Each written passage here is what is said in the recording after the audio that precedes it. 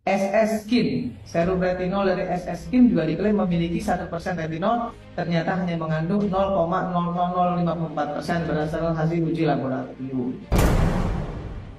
Semua jenis overclaim adalah penipuan. Ada dugaan memenangkan suatu persaingan usaha dengan melanggar hukum. Itu pasti ditindaklanjuti dalam waktu 1 kali 24 jam. Ada pabrik yang ditutup oleh BPOM. Iya. Oke, pabrik besar atau? Pabrik besar. Saya tegas. Kita lanjutkan ke polisi.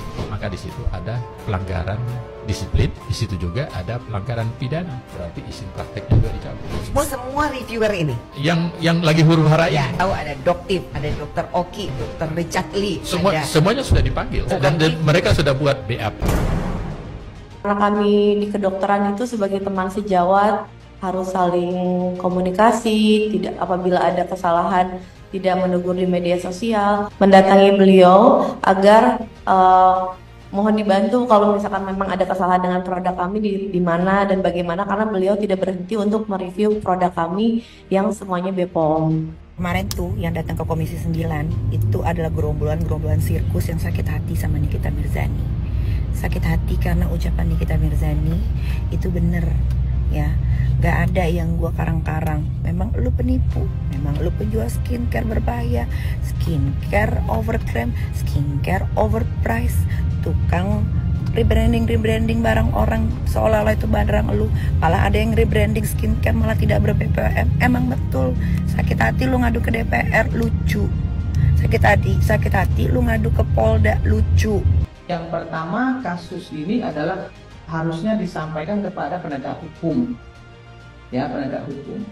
Nah, yang kedua, tentu untuk bisa mendudukkan persoalan ini, kami harus memanggil BPOM.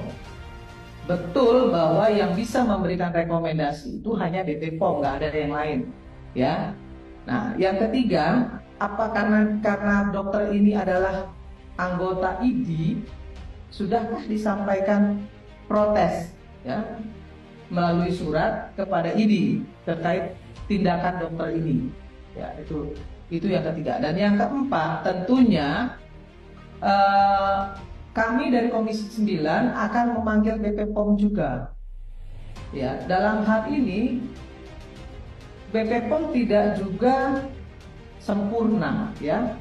Kami juga akan menanyakan kembali kepada BPOM terkait masalah kandungan-kandungan yang sudah disampaikan oleh dokter ini, benar nggak sih hasil uji klinisnya seperti ini? Nah, ini akan kami koreksi juga nantinya ke BPOM. Nah, BPOM juga harus menjawab, dan saya juga akan minta hasil uji dari BPOM-nya seperti apa, karena sama-sama kita harus berhati-hati untuk masalah skincare ini, karena banyak juga yang udah ketangkap kan, ya, yang punya emas banyak-banyak itu loh, yang nggak tahu siapa itu, ternyata itu produk Korea, produk Cina, tapi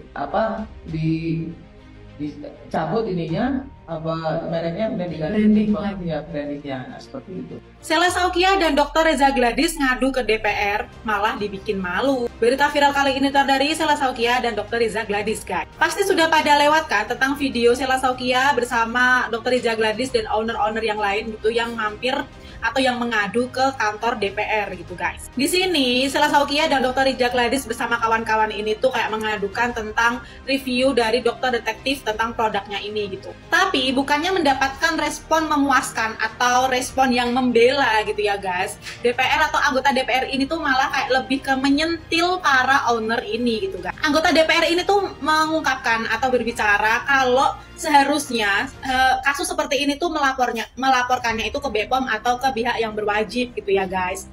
Dan Sela Saukia ini beserta kawan-kawan itu ya, guys, diduga mengajukan atau memohon untuk pencopotan gelar dokter dari dokter detektif gitu, guys. Nah, hal ini langsung ditolak oleh Komisi 9 atau DPR atau anggota DPR tersebut gitu ya, guys, karena bukan ranahnya. Bak cinta bertepuk sebelah tangan gitu ya, guys. Ternyata ya sia-sia aja mengadu ke DPR itu. Malah Sela Saukia dan owner skincare yang lain termasuk Dr. Reza Gladys itu ya, guys, mendapatkan kayak wejangan dari anggota DPR untuk tidak menjual produk yang tidak sesuai alias overclaim gitu. Wejangan yang diberikan oleh para anggota DPR ke owner-owner ini tuh bukan tanpa alasan gitu ya, guys, karena memang sudah jelas ada uji labnya gitu loh. Dan uji labnya ini pun dikupas habis di persidangan tersebut gitu ya, di rapat tersebut. Pokoknya buat kalian semua, para korban-korban skincare dari geng ular ini, geng abu-abu ini, gengnya Henny Sagara dan lain-lain, jangan kalian takut untuk speak up. Kalian tekin gue aja, nanti gue repost. Bila perlu kalau kalian butuh bantuan hukum, mau melaporkan, gue siap mensupport. Ya, boleh. Jangan takut, gas, pokoknya gas. Kita harus membuat pinter rakyat Indonesia. Siapa lagi yang bikin rakyat Indonesia pinter kalau bukan kita doang. Kalau bukan kita yang punya sosial media yang followersnya banyak. Ya, jangan lagi kalian FOMO. Gak usah kalian beli tuh skincare lagi yang dari si geng-geng ular, geng-geng si abu-abu, gak usah. Ya, dia aja gak ada yang pakai skincare sendiri karena mereka tuh tahu betul yang mereka jual itu tidak ada manfaatnya. Lebih banyak mudorotnya, berbahaya. Lo pikir mereka itu pada pakai skincare-nya sendiri? Enggak, say. Mungkin yang jual skincare, yang pakai skincare-nya sendiri itu bisa dihitung pakai jari termasuk gua. Karena gua tahu ingredients dari skincare gue itu bagus. Makanya gue bikin di Korea. Yang di Indonesia juga tidak pernah overclaim skincare gue. Mohon maaf ya, agak ngegas ya. Karena gue udah gak tahan dari kemarin, gue diem guys. Mohon maaf ya.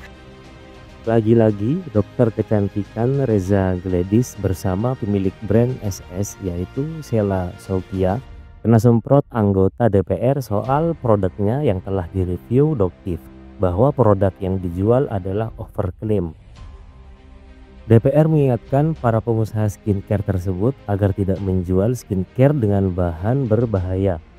Irma, anggota Komisi 9 DPR, kemudian memberikan contoh bahwa sudah ada pengusaha skincare yang ditangkap karena ternyata menjual produk Cina yang dikemas kembali namun bahan yang digunakan berbahaya.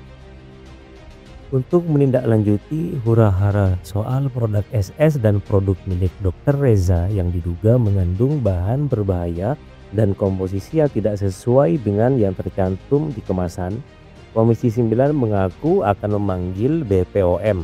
Disampaikan oleh Irma, Komisi 9 akan meminta BPOM untuk memeriksa ulang seluruh produk yang dicurigai membahayakan konsumen tersebut. Jika memang produk skincare yang dijual ternyata terbukti mengandung bahan berbahaya dan komposisi yang tidak sesuai dengan kemasan, maka Komisi 9 akan meminta penegak hukum untuk memberikan sanksi kepada owner skincare nakal tersebut. Artis Nikita Mirzani turut memberi dukungan kepada para konsumen yang menjadi korban dari produk skincare berbahaya untuk mau speak up dalam membongkar kebusukan owner nakal tersebut.